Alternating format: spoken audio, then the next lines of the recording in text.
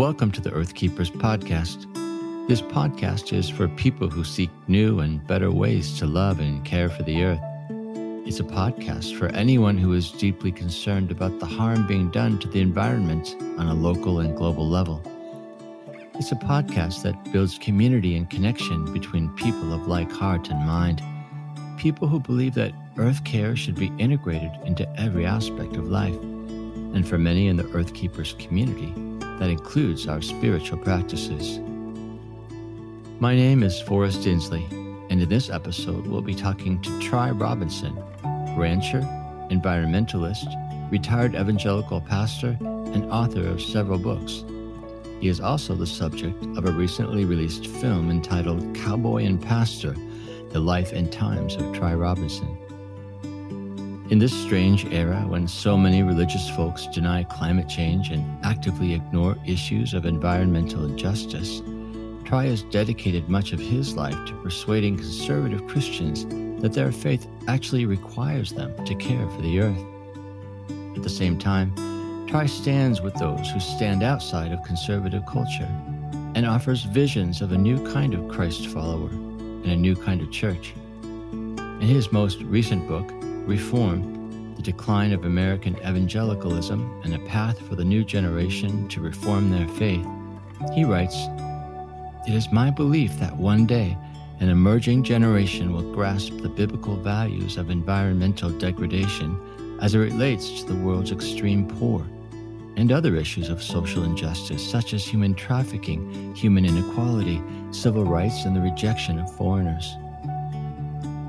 In this episode, we'll explore this hopeful vision and learn how this man moved past religious politics to become an advocate for God's love toward all of creation. Welcome, friends, to the Earth Keepers podcast.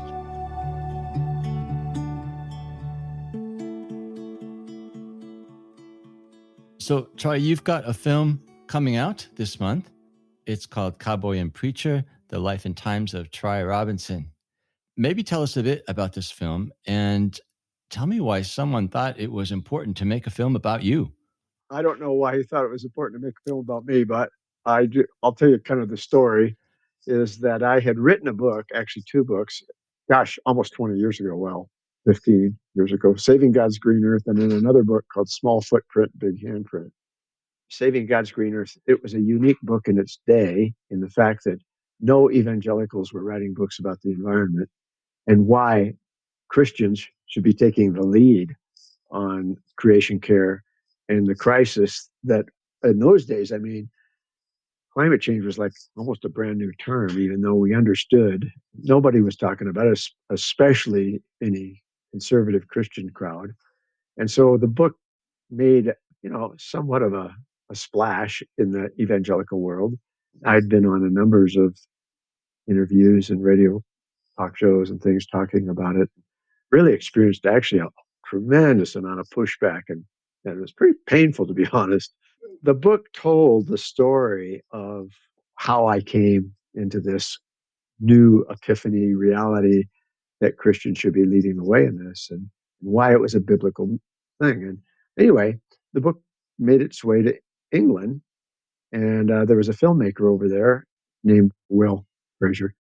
And he read the book, and he himself was working in this big Gothic church. He was a choir director and also an organist in this big Gothic church in downtown London.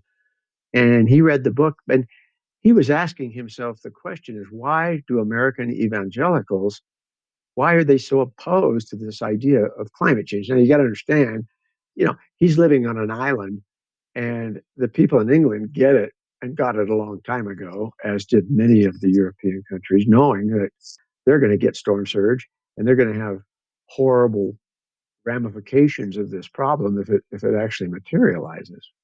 And he just couldn't understand why Christians were opposed to it in America. And so I was actually teaching a conference in Oxford, and my wife and I were over there, and he found out about it and got on a bus and went, took a bus all the way from downtown London all the way to Oxford to have like a half-hour meeting with me. And he confessed to us that he wasn't really a devout Christian. He was working in this church, but he was struggling with Christians, and he was kind of trying to find his way into this deeper relationship with God. And I thought that was pretty interesting that he wanted to, talk to me, about something like this. And so he, anyway, said, I'm a filmmaker. I want to make a film about this issue, and asked the question, why are American evangelicals so opposed to, for example, climate change, but really anything that smacked of environmentalism? I said, because a lot of people say a lot of things. I said, well, that's fine, but Idaho's a long ways from London. It would be an expensive venture for him. But he says, no, I'm going to do this someday. Well, I think maybe 5 years went by, and I get a phone call from him or an email. He says, I'm bringing a film crew, and I'm going to come over to your ranch to film your life on this sustainable farm in the hills of Idaho. He had this kind of infatuation with the American West. I think there wasn't a Western movie he hadn't seen. And so he was all excited to kind of come and meet some cowboys, kind of a thing. And so one day I pick him up at the airport. He has this film crew, and he comes up, and he lives with us on the ranch here for about, I think, 6 weeks. And they're just filming daylight till dark. And the thesis is that he's this Englishman who's trying to figure this out.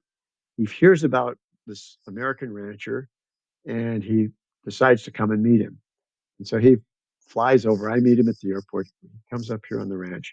And so the whole thing is this discussion, but it really hits this issue of why Christians should care and why they should literally not just care, but be on the front lines, be leading the way in this issue of creation care. Since we, all the way back as far as Genesis 9, were commissioned to do it. That's kind of how it came about. And the thing is, I told him, I said, I'm not really a cowboy. I'm kind of a rancher, farmer. My wife and I, we call ourselves farmsteaders, because we just have this sustainable farmstead. We grow everything organic. We raise beef, we raise lamb, we raise poultry, we have orchard, we have a garden, we have a vineyard, we make wine. I mean, we just sort of jacks of all trades, doing all this thing when it comes to making the land as sustainable as possible. We make our own dirt, basically, out of animal waste. I mean, we're trying to cycle everything, and so we're practicing a lot of these things. Our house is on solar, and I'm doing it because we love to do it, but I'm also doing it as an example for people to say, you can do it, and it's amazing how much food you can produce. I mean, we now have, I think, 160 acres, but most of the food is produced on 3 acres. I'm trying to practice what I preach.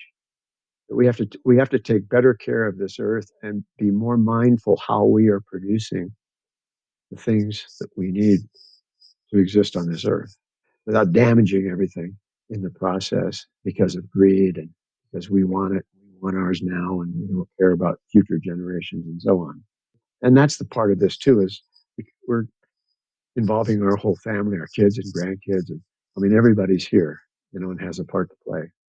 You alluded earlier to the fact that speaking this message about the necessity of the church to maybe awaken to their responsibility to creation care, that speaking that message met with a lot of opposition, and that there was probably some pain involved, certainly some dealing with rejection, I'm guessing. But nonetheless, you have written about it extensively. You've taught about it quite a lot. And you were teaching about it before many people of the Christian faith were doing that, especially in the evangelical church. So my question is, where did that come from? This message that has really taken hold of your life. What's the genesis of that message? It was 2000 or 1999. It was right before leading up to the Gore Bush election. And my kids, I have two adult children, and we had this conversation at the dinner table, and it got off on politics, which is always challenging with young adult children. And anyway, they said to me, a lifelong Republican conservative, by the way, that they weren't going to vote in this election, coming up election. And I go, what do you mean you're not going to vote? You're an American, like everybody votes. And like, you have to have a conviction. There we go. we do have a conviction. And on one hand, we care about the environment. And on the other hand, we care about the sanctity of life. And we fully feel that if we vote one way, we're voting against one thing, or if we vote the other way. And so we're not voting. They literally threw their vote away, voted right in. But then they said to me, Dad, remember, they're raised in church. I'm an evangelical pastor. They go, we've been in church our whole lives, and why is it that we've never heard one message on creation care in the church and our responsibility for caring for the environment? What's amazing in all of this is I was really an environmentalist back in the 60s, 70s before I became a Christian. And then as I got through the Jesus movement and into the, church growth movement and charismatic movement. And I mean, it just became a taboo subject. I never thought too much about why that was, but I always sort of knew it was a subject you just didn't touch as a pastor. Anyway, I started thinking about it because I had raised my kids in the mountains. We've always lived out. My wife and I first got married in the mountains in Southern California, that without electricity, with only spring-fed water, in this really remote place. And we raised our kids there for 20 years. I was a school teacher at first and then got into the ministry later. And in the summers, we would go up and work for this friend of mine who was building stretches of the Pacific Crest Trail with a team of mules. And I had horses and we had pack animals. And so I'd pack in my family into the backcountry to his camps. And we would spend the summer. That's when I was a school teacher. We would build stretches of the Pacific Crest Trail. So some of the best memories of their life were living in the Sierras, Nevadas, and just had a love for that. At the same time, they were committed Christians. I've always loved creation, and had a huge appreciation for it. But all of a sudden, I realized there was disjointedness between my life and my values and what I was actually saying and doing from the pulpit. Well, anyway, all this to say is that after I got confronted by my kids, I started reading the Bible. And I actually started reading the Bible with a green felt tip marker from one end to the other, starting in Genesis and going through. And everywhere I found any passage that dealt with God calling his people to care for the land, give it a Sabbath rest, or whatever it was, I would highlight it in green. And all of a sudden, I realized I had a green Bible, man. And it wasn't just the Old Testament; it was the New Testament. And I realized, for example, that in Romans 1, Paul talks to the Romans, and he says, "Man is without excuse from knowing God because He's revealed Himself through His creation, His divine power, His eternal nature. I mean, everything about the nature of God is revealed through nature." And boy, that struck me. Stuff like that. I go, wow, here I am, an evangelical who says he cares about evangelism.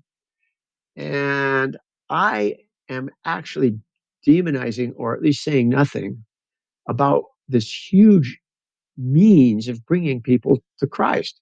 My daughter at the time was like one of the top salesmen for the Sierra Club, which was really in the enemy camp in a way.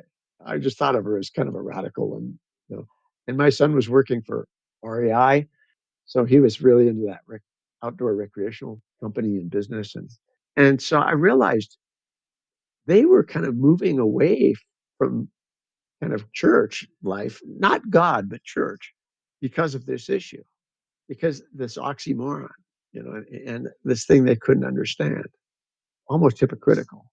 I realized that my generation of pastor were saying things to young people, especially like you'd rather worship the creation than the creator, or you're just a tree hugger, or all these kind of antagonistic type things that we would say. And then we'd say stuff based on Hal Lindsey's old book that, Late Great Planet Earth, it's all going to burn anyway, so you don't need to care about that. We just need to get people into the kingdom.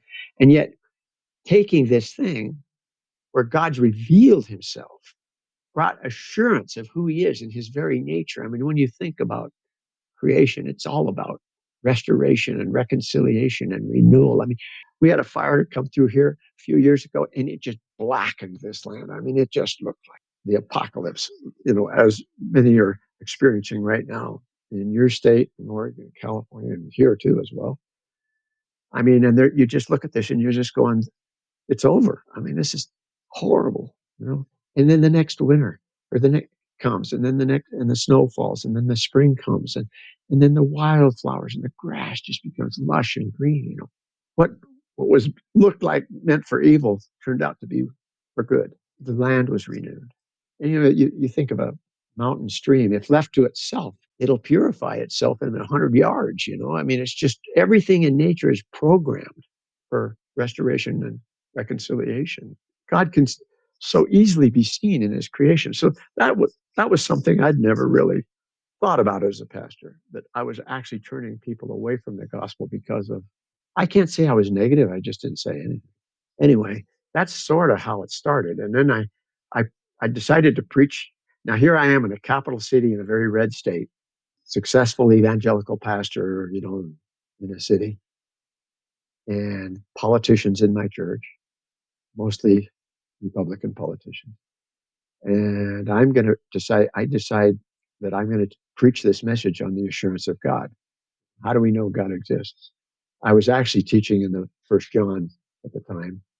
John opens, you know, by saying, you know, we saw him, we experienced him, we heard him, we touched him. I mean, we can assure you that he is who he says he is because we're firsthand witnesses.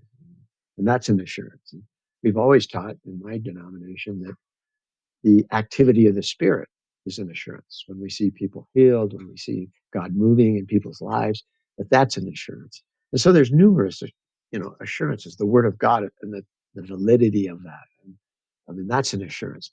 But creation is also an assurance. And so I preached this message called the neglected assurance, and it was my first message ever on the subject. And I'll tell you something. I prepared 6 months for this message because I just wanted to have my ducks in a row. For one thing, I believe that discipleship is a verb. It has to show action, you know. And so I don't like to preach unless I have an opportunity for people to practice what I preach. And so I wanted to put all these things in place so that immediately when I preach this message, I could give people things to do to go exercise this truth. I preached this message, but I really was nervous. I was coming out of the closet kind of a thing, you know. Literally, it was three services at the time, and I had three full services in there. And at the end of every service, I got a standing ovation. And literally, I broke into tears, especially the first service where that happened. I couldn't believe that I was getting that. These people were waiting for a pastor and a leader to say this, and they're just waiting for it. It's like I gave them. Here, I'm in Idaho, right? Like everybody loves the mountains. That's why they're here. But they never could connect their faith with that. In fact, there were so many people that were in the closet, environmentalists and Christians. This was crazy. It just made no sense. So anyway, then I wrote Saving God's Green Earth. And of course, then that kind of spread out until I was speaking in other places and writing more and so on. I kind of joined this underground movement. These were Christian environmentalists that were really trying to convince Christians that this is really theirs. So what year was this when you preached those initial sermons that were the breakthrough for you? Right after the turn of the century, you Hmm. know, yeah, it was probably 2001 or two. Right. I think I wrote Saving God's Green Earth 2005. I was pretty passionate about it and went after it, and still am, and still do, and even to the Hmm. point of trying to live it out now in my retirement. Some of the dynamics that you described that were true back then, this sense that people were waiting to hear this, that they were primed for that message, that they recognized this as truth, that God is revealed in creation, for example. That's still true today. And I think that especially with younger generations, I find that many of the people I speak to about creation care and the church will actually look at the creation care issue, or rather the church's aversion to that issue, as a reason that they cannot see the church as relevant to their lives. That's right. So many people have walked away from from the church because to them it doesn't make sense, as it didn't make sense apparently to your children. And so I'm wondering, here we are in 2020, and not a lot has changed. And yet you would think that people are still primed to hear this truth, that there are still people longing to hear this message, this connection between faith and caring for the earth. What do you think is going on? Let me go back there because that takes us back to the 80s. But let me say this first. Millennials are leaving the church in droves. And there is not a millennial alive, or at least that I've met, that doesn't know that climate change isn't a real issue. And so when they hear my generation say that it's not real, or denying it, or just saying it's cyclical, and then they're looking at what's going on right now, all up and down the West Coast, and the hurricanes in the South, and the tornadoes. I mean, everything is a record breaker. Everything is bigger than any time in recorded history. How can anybody really deny that we have a problem? I mean, my fear is that we're standing on the edge of the cliff and we're just about ready to jump off. And millennials and that generation around the millennials are afraid.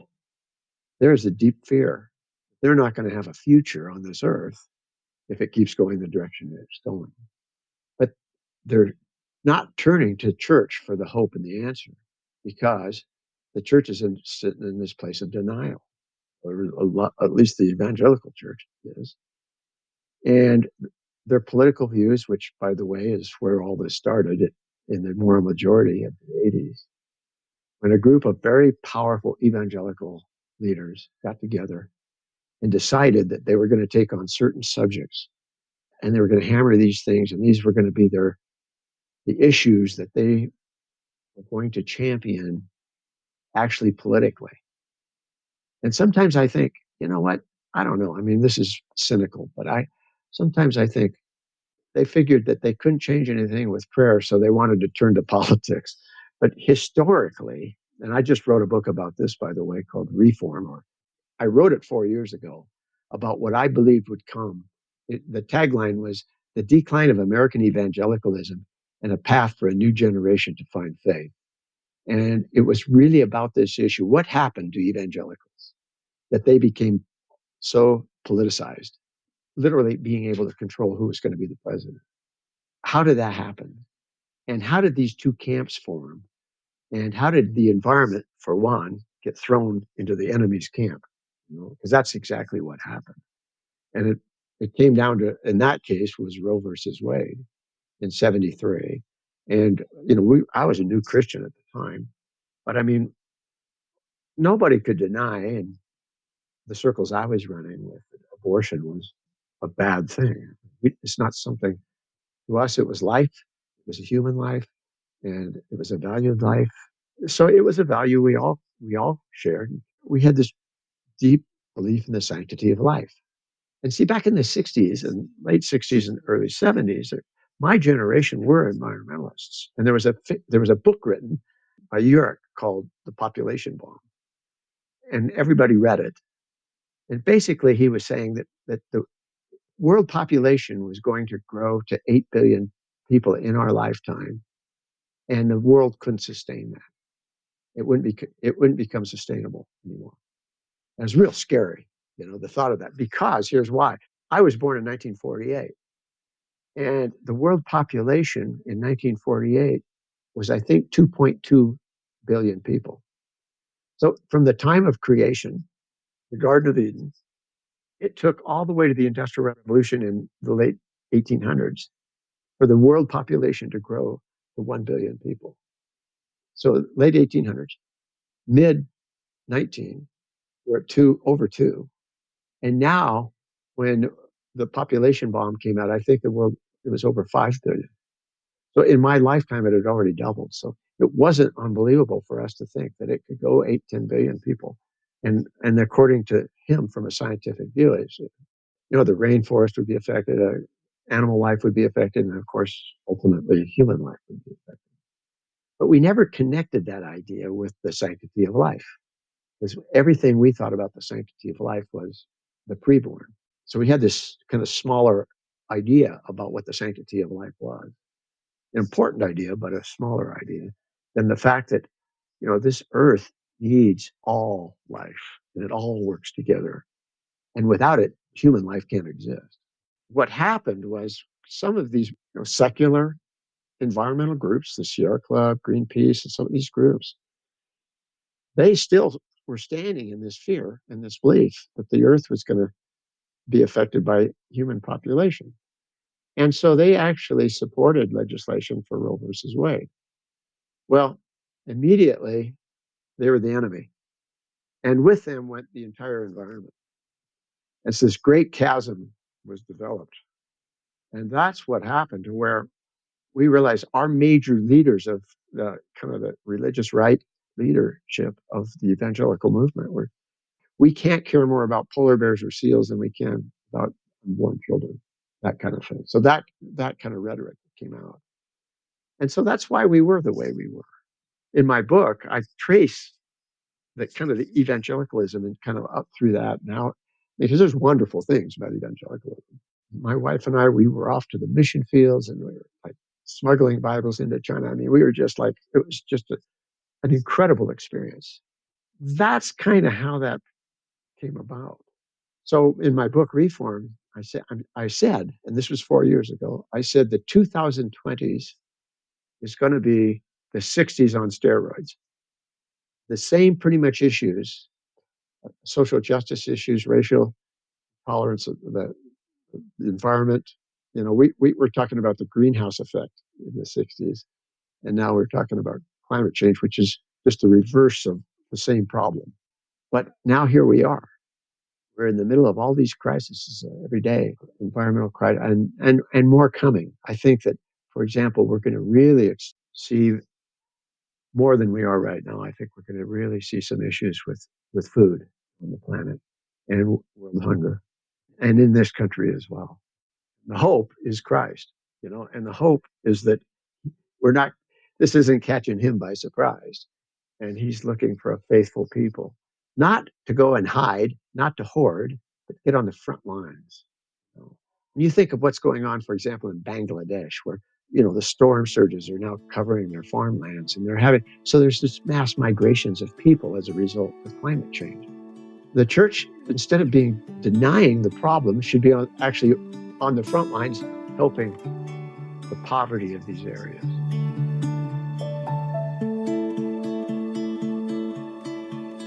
We've been speaking to Tri Robinson, an advocate for reform and a prophetic voice for a new kind of faith that is grounded in love for the earth. It is the mission of Earthkeepers podcast to amplify such voices, but to do so, we need your help. When people search for podcasts, they often look to listener reviews as they try to figure out if a podcast will be interesting or trustworthy.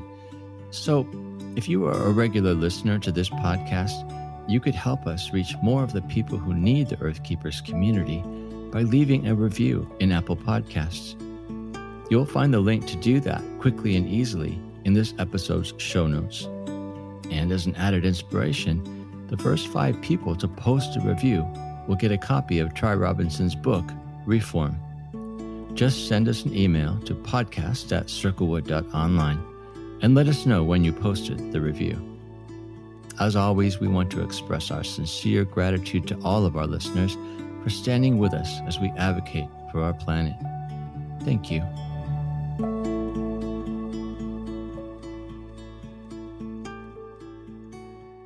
I want to explore that a little bit because, to be frank, my exposure to you and your thinking actually happened through that book, Reform. And the thing I took away from the book was actually a sense of hope in the midst of despair. That you saw a way forward for the church when, at the time, I saw the decline. I thought, how on earth is the church ever going to have a future when this is going on, when they're so out of touch, not only with the reality of climate change, for example, but also the reality of the priorities of the next generations. What is this hope? You just said the hope is Christ, but practically speaking, what does that mean? If there is hope for the church in some form, what might that look like? Well, that's the point of the book. Reform, a new form will emerge, and that's why I start. The first chapter is what was. The second chapter is what is, and the third chapter, or what was in 4 years ago, and the third chapter is what will be. So it's almost a prophetic picture of where I think it'll go. But it's important to read the what was, because there are cycles in Christianity throughout history, starting with Jesus and the apostles. The Pharisees had become political, and so this new form emerged through Christ. And the book of Acts takes off, and it was a whole new form of faith. You know, and it was alive, and it just spread, and it affected people. And God was on the move, and historically many times. But the Reformation was another example of Luther. The church had become political, Catholic Church, and it had become controlling, and it had lost its way. And all of a sudden, this young millennial, off the college campus, basically rises up with this message of basically the book of Romans, and says, everybody should have a Bible. We shouldn't have it interpreted for it. Literally, what he did, he brought in the arts, he brought in the printing press, which was social media. I mean, he just brought it all in, and all of that science. Everybody was poo-pooing science, and he was saying all of this is under the authority of Christ. And it's not something to push away, it's something to embrace. And of course, the Reformation took off, and out of that, really, the Renaissance, and then John Wesley and Methodism. He had a new method, a new form of preaching the gospel out of the Church of England, which was political, and it was controlling, and all of a sudden they wouldn't let him. They persecuted him. The only place he could preach was on his father's gravestone, because it was the only property that he had the right to stand on. And so the church basically have kicked him out, and he started what? A new form. And out of that, in part, came the Great Awakening and this massive move of God. Well, the Jesus movement, in much, much lesser way, was similar. The mainline church had become quite political. And then we said, we're going to have a new form. We're not going to be baptized inside the church with sprinkling of water. We're going to do it in the ocean. And, we're going to meet in gymnasiums, and we're going to have a new dress code. We can wear holes in our Levi's and long hair and whatever. It's like, and it was just like free, and it was like, and it was a new generation, and it was just like, it was exciting. And had it not been for that, I wouldn't have probably been in the ministry. That just ignited my wife Nancy and I. My thesis in Reform, even though it's hard to see right now, moves of God always never comes out of good times. It always comes out of cultural disjuncture, when everything's upside down and backwards, and there's a lot of fear in the air, and there's apprehension of what the future is going to bring, and nobody knows, and then all of a sudden, generally a young generation rejects the old, and that right now is what we're experiencing and seeing. It doesn't feel good, you know. One of the kind of kingdom principles, it seems like, is that the old form will always persecute the new form.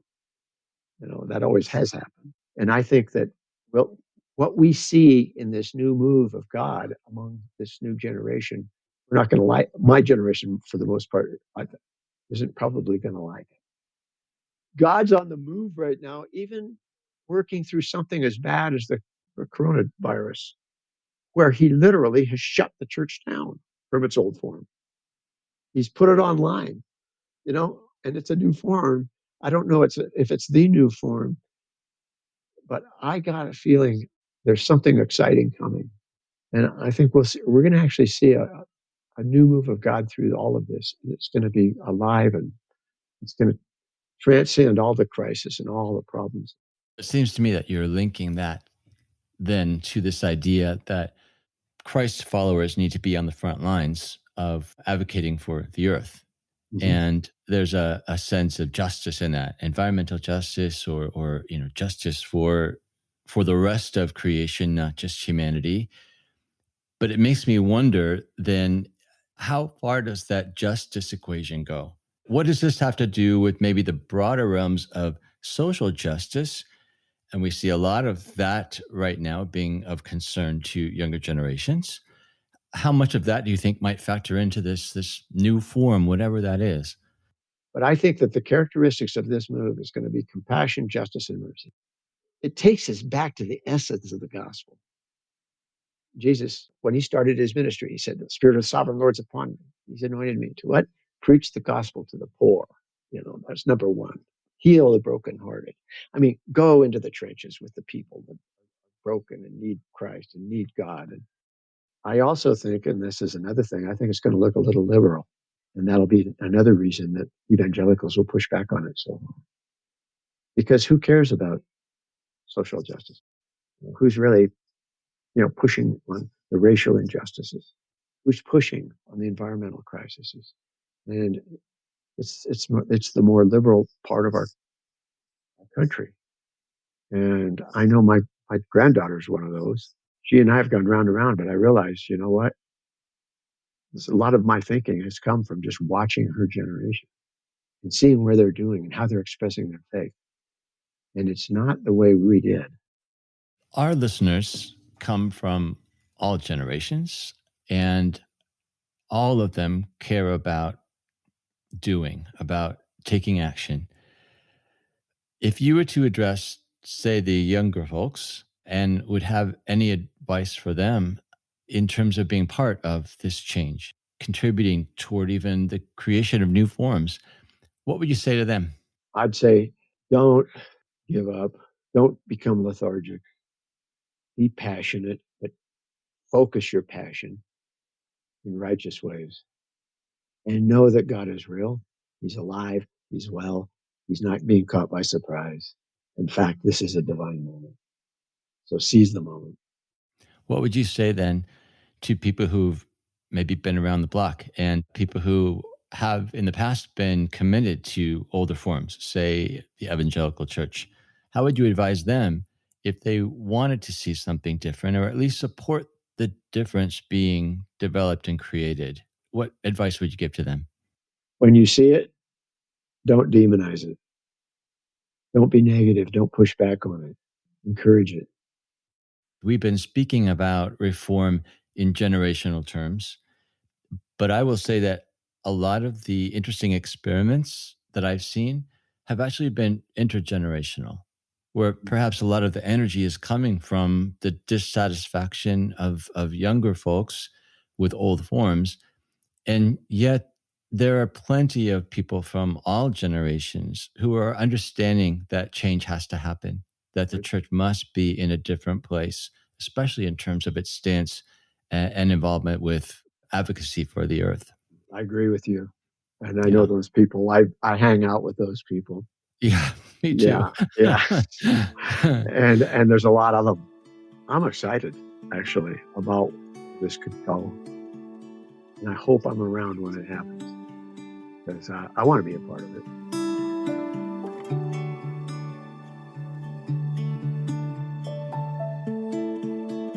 We've been in conversation with Tri Robinson, author of several books and the subject of a recent film called Cowboy and Preacher. If you want to know more about Tri's work, his books, or how to watch the film, you'll find information and links in this episode's show notes. Just go to www.circlewood.online/Earthkeepers. We invite you to become a financial supporter of Earthkeepers. Please visit our website at circlewood.online to make a donation that will help expand the reach and frequency of this production. And please share this podcast with anyone you know who seeks to become an agent of change and advocacy for the good of the earth. Earthkeepers podcast explores ways in which we can change ourselves, our communities, and our cultures to help us to care for the earth in holistic and regenerative ways. Through curated conversations, we highlight the wisdom of thought leaders and change agents who are making a difference and showing us a way forward. When Earthkeepers stand together, they amplify the impact of their resistance against environmental injustice and multiply their efforts for renewal and restoration. This podcast is an expression of Circlewood, an organization whose purpose it is to accelerate the transformation of humanity into life-giving inhabitants of creation. I'm Forrest Dinsley, your podcast host. Our executive producer is James Amadon. Forrest Reed is our sound engineer and the creator of our original music. Our research assistant is Rochelle Nordman. Thank you, friends, for listening. And please join us for for our next conversation on the Earth Keepers podcast.